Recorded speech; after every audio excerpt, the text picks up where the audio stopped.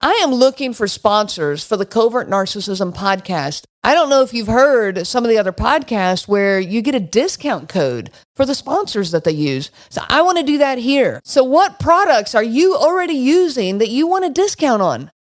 I can be an affiliate for you. Or what products do you want to try? I don't want to do this with just random stuff. I want to hear from you. My email address is Renee, RENEE, at cnglifecoaching.com. Those letters are CNG, as in Covert Narcissism Group. Welcome to the Covert Narcissism Podcast. I'm your host, Renee Swanson. Hi, everyone. I'm Renee Swanson, your host of the Covert Narcissism Podcast. And thank you so much for joining us today. I have a really special guest here today. Her name is Eleanor Marks, and she's been with me now for a little while, a couple of group sessions. She came to the retreat, so I actually got to meet her in person and wrap my arms around her. And I have just so much enjoyed getting to know her. So, Eleanor, thank you for joining us today. Oh my goodness. It's just an honor to be here and hear your voice, as I always loved hearing it on the podcast when I was going through my divorce. Well, thank you for joining us. And I want to let our listeners know that Eleanor is actually coming on board with CNG, starting to help out in a lot of ways and has been a huge help to me. She is now my senior Facebook moderator, running a lot of the behind the scenes of the Facebook groups, which is huge. I mean, that takes a lot of time. So thank you for doing that. It's always a hoot. It's fun. It is. You find lots of things in there, but I appreciate that. And then we're also working on those steps of her stepping in now as a high conflict divorce coach. And I'll let her talk a little bit about that when, at the right time in all of this. But Eleanor, so happy to have you on this team and just trying to reach out and help more people. I know that's a passion of yours, like it is of mine now. Absolutely. Absolutely. And there's a lot of people that are hurting out there and need help, a helping hand to reach out to them and pull them up. Yeah, very much so. So to get us started, tell us a little bit of your story. Yeah. I was married for 21 years. I have two kids. They're on the older side. They're teenagers, but still two kids. I did an amazing job of hiding how bad my marriage was to them. So I'm kind of picking up some pieces now of my marriage from their perspective of how they saw they had two parents that seemed to be happily married, but now they're divorced. That was something to try to work through. The last 5 years of my marriage were hell. It was just the constant gaslighting, word salad, not knowing what was going to happen next. I was actually fearful. It's nothing when you remember the day when your therapist makes you promise to go pack a getaway bag and keep it in your car should you have to leave quickly. It's been an uncovering of layers of how I convinced myself my marriage was, and then what it actually was. And I really wanted to believe it was good. And I tried really hard until. So say we all. Yeah. So say we all. Yeah. I want to touch on something there real quick before you continue. You hid the marriage from the kids. And I love what you said is I did a really good job at it. Amazing job. And that can really, truly come back and bite you in the, backside. How old were your kids when you realized what was going on in your marriage? Can you give us an age frame? When stuff started to kind of become really weird, they were probably 13 and 16. Okay. 10 and 13. Yeah. Yeah. So 10 and 13 or 13 and 16? 10 and 13. 10 and 13, yeah. Yeah. So up to this point, you had just buffered and shielded and protected. Yeah. Nobody's perfect. It's a bad day, new job, right? We all got the list of what we went to. I did the exact same thing. Yeah. And my boys were 13 and 11, right about that time when I really, truly figured out what was going on. So. Yeah. I have the additional, the smear campaign was pretty wicked. And, I lost family members. My own mother sided with my ex and loans him money and decorates his new apartment. And so, if getting divorced isn't hard enough and grieving the loss of that, I, had a double kind of whammy. And we all think that our marriage, there possibly could be no other marriage out there that's as like ours. And then we find this community and oh my gosh, This really isn't that unusual. And I thought, well, like, certainly there must be nobody else out there that loses a parent through this. And there are a lot of other people out there that happens as well. There are, and I hate it. I hate it for them. And I hate it for you. But it does happen. Yeah, it does happen. So how did you get your eyes open or continue on your journey then of what you were sharing, your story? I mean, I definitely had my share of divorce wine and the dark nights and like, what in the world is happening? And, just not happening to your marriage, but like financially and your kids and your future. And I have a background in coaching already, endurance sports. And so I think there was a dark night I was sitting on the ground. I'm like, this is just like a big long race, right? You can coach yourself through this. And I had always thought about becoming a high conflict divorce coach, but it was, let's get through this divorce first. And I think if I picked up another book that said what I wish I had known during my own divorce, like, why am I going to wait? And I kind of jumped in and got the certificate and coached myself through my own divorce and kind of figured out what can be done to make things as easy on myself as possible. Our patron program is our biggest contributor to offset the expenses of this podcast. Thank you so much to everyone who has chosen to donate. It keeps us pushing forward on this mission. I appreciate it more than you know. To become a patron member, if you're not one yet, click the link in the bio. And I am incredibly grateful for your support. I remember walking into my parenting allocation mediation, and I had just received my coaching certificate, and it was kind of almost night and day to be able to walk in and confront the circus, right? The circus with our covert narcissists and the games that they play, and just seeing it in a different light and being able to navigate through it a heck of a lot easier than what I was doing previously, and looking at, the games that were played and dissecting it. And it was a huge help. And I think others use it too. Yeah, I have no doubt that's true. I did some of the same with the life coaching aspect of, I was helping myself, basically coaching myself of how do I heal? How do I, get through all of this? So the same kind of concept. Now, I did not go through a high conflict divorce. I was very blessed in that. I recognize that. I know there's a lot of people out there who are going through that. And so I don't have that perspective to bring to the table. And so I don't talk about that on the podcast, actually, because I can't talk to that. So I want you to talk to that. What does a high conflict divorce with a covert narcissist look like? Oh, my goodness. It is a world of its own. I mean, it is, this person that you were married to is now trying to basically destroy you financially, emotionally, psychologically, smear campaign, physically. It just, everything is turned upside down, and the lies that are told and the withholding of information, it comes at you at every direction, and it can be very overwhelming, very overwhelming. Trying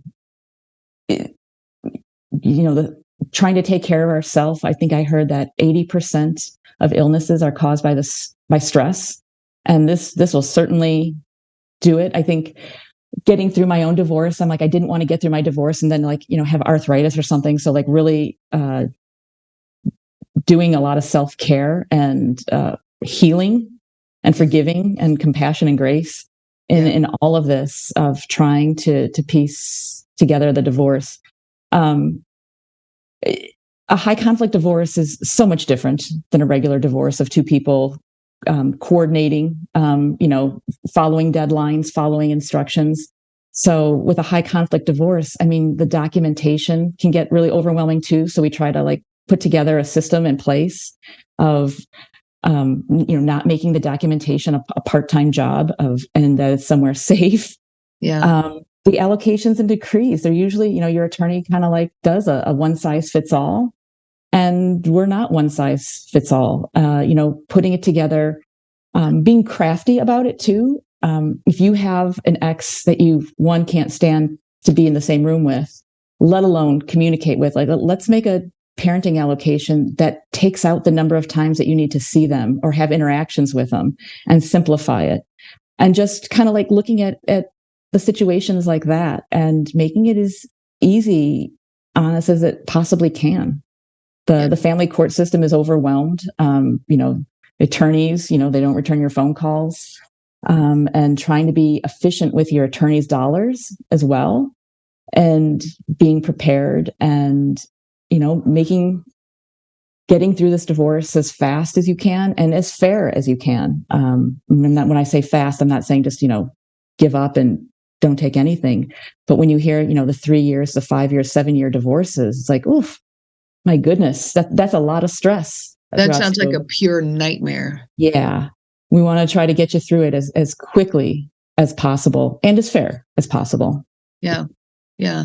I mean, I fully recognize that the divorce piece on my end was, I'm going to say unusual, although there are plenty of others that I've worked with now that definitely had a quick and peaceful divorce. The problem didn't lie there. Thank goodness, for some. But I almost picture it for those that are going through that. I almost imagine it as though the abuse that's all going on behind closed doors up until that point now becomes public. Yeah. Becomes for the world to see. Now you've got other players involved. You've got attorneys and mediators and judges and, witnesses or family members or whatever seeing this. Yeah. Before you divorce, you mostly, you have coping mechanisms and survival skills of what is going on in your house. And then you file for divorce and now it's a whole new game. There's new players and it's hard to like pick up the pieces and figure it out as you go. Keeping communication. I'm a huge fan of the no contact. And especially when there are children involved, people are like, oh, I can't, I have children. We can still curb this to a degree. Yeah. And Renee, it was 2 other women in your first group. We would get together, and when we have to respond to our exes, we would write the responses for the other's spouse, because we could write it without emotion and to the point and answer it. And, there were many phone calls, like just copy and paste it and send it, just send it. No, but I got to explain this and that. No, just don't explain. Just send it. Wow. And I think that's a great idea. Yeah. I mean, when we want to put more detail and emotion in our responses to our exes, it just is this ammunition for them to pick it apart and fire back. And, you did it too fast. You did it too slow. You didn't do this. You're like, right. Just keep it basic. That's a great way to look at it. And that takes gray rocking, the whole gray rock thing, and actually makes it like a plan for that to happen is let somebody else write your response, that somebody that you trust and can be involved in that way. One other thing that with the communication, it's just not to your ex, but it's also to your attorney. You're one of how many clients they have. And if you write a 2-page email that includes, like how you felt on your wedding day and all your emotions, and no doubt there are a lot of emotions, but your attorney just needs bullet points. And in fact, you'll probably get a better response if you just bullet point your emails to them, because they can work through that a lot quicker than sifting through 2 pages of an email. Yeah. But you, as the victim of all this emotional abuse, are trying to lay the picture, the whole picture, the 1,000 bee stings. This is why I feel the way I feel. Yeah. And so there's a struggle that's there, because we do, as victims of this kind of abuse, you got to find some validation or you're going to continue gaslighting yourself. Mm-hmm. And so that validation, you're saying, don't let that mix in with what's going on with the attorney. Keep that, on point, on task with your attorney, with your ex, with all of that. Maybe let's turn and find the validation that we need somewhere else. Yeah. And that's where the high conflict divorce coach comes in. I mean, we're a support system. We're there to, motivate you on all those bad and ugly days and organize things and execute it. And accountability, strategize, and we'll throw a bunch of noodles against the wall and see what sticks. And, just, I guess, being an active participant in your divorce. I think that was one of the things that I thought, I'm like, whew, I filed for divorce and now I can just sit back and let this high-priced attorney do all the work. And I quickly found that wasn't the case. I had to, my attorney would mix my case up with somebody else's case, or, how many kids I had with somebody else's. And so, there I was, like, really an active participant in it.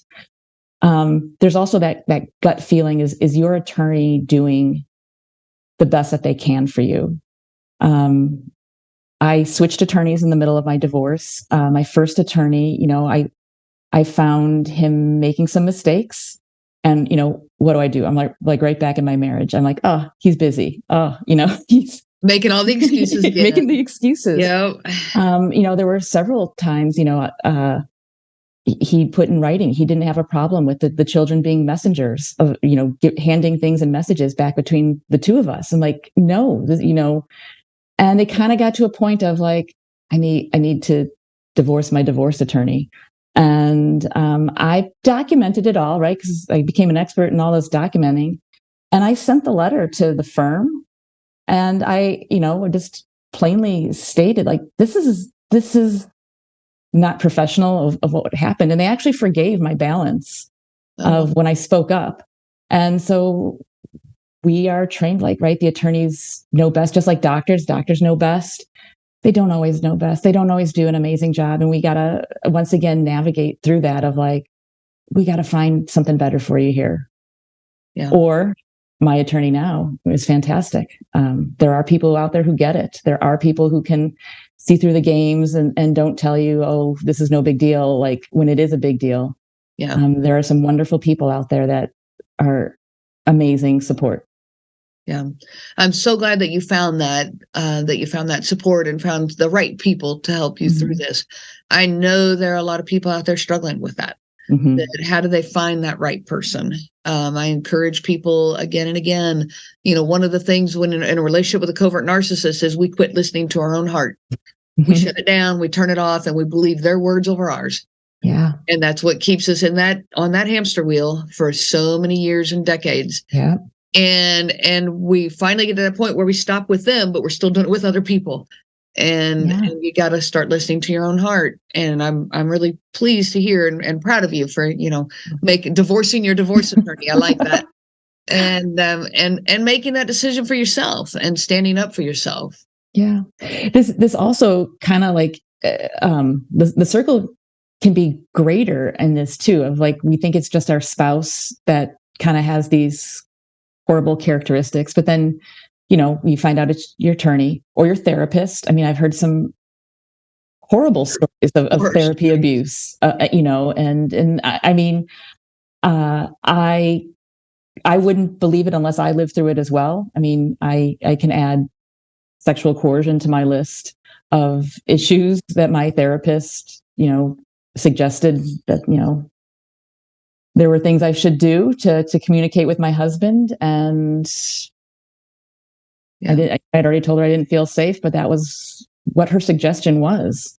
And so I think that that's one of the things that makes me a better coach, is because I've lived through it. I've lived through the craziness, and I also hold it in my heart to never forget, like, how bad it was. And so when I hear, somebody else kind of basically repeating my same story to me, just to hold that space for them, and no, they're lost. They're afraid. They don't know what's going to happen next. They're trying to do this with children, sometimes very young children.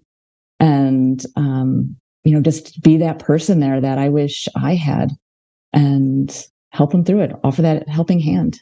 One other thing, when I was divorcing, I reached out to some high conflict divorce coaches, and they would, I had to buy a 5-session package for $800 or something kind of crazy like that. And I don't even know what my financial situation is to be able to pay for something like that, or 5 sessions. I don't even know if I need 5 sessions. I don't even know what I'm doing. So I've really set up my sessions of, like, I'm not going to ask you to buy 5 sessions. I'm not going to, I'm here when you need me, and then you might need me twice in 1 week, and then we never talk again for 2 months until, something comes up in court or communication that you need. So I've really kept that in mind with somebody who is just starting this out and does not know kind of where to turn or what their financial situation is, and just hold that of where I was at one time. Yeah. And thank you for sharing that. And I also want to add, you have a website now where people can find you. Yeah. It's eleanormarks.net. So it's EleanorMarks.net. Okay. And that link will be in the bio for this episode. Yeah. Well, thank you so much for coming on board with us and for being another helping hand. I want to hug the world and I can't do it alone. So I'm so glad to have extra hands here. We'll hug them together. Yes, for sure. So is there any last message of hope that you want to leave our audience with? It does get better. It does. It may not be today and it may not be tomorrow, but it will. And it's a million baby steps and just one in front of the other, and it will get better. Okay. All right. And I'm going to add to that, reach out for help. Yes. Reach out to the right places for those hands to wrap around you and be there to lift you up, because you're going to need it. I strongly encourage everybody out there listening, do not try to go through this alone. Yeah. Yeah. I echo that 100 times. Yeah. So, all right. Well, Eleanor, thank you so much for being here. I look forward to many, many days of working together. I look forward to having you again on the podcast. I think that will become a regular to some extent. Maybe every few months we jump you back on here. So I think that'd be great. So thank you so much. Thank you. I wish everyone so much peace on your journey of healing. You have been listening to the Covert Narcissism Podcast with your host, Renee Swanson. Be sure to check out our website at www.covertnarcissism.com. There you will find many resources just for you to help you on this journey. You can also reach out to me by email at Renee, RENEE, at cnglifecoaching.com. Those letters are CNG, as in Covert Narcissism Group. I do look forward to hearing from you. I wish you so much peace on your journey of healing.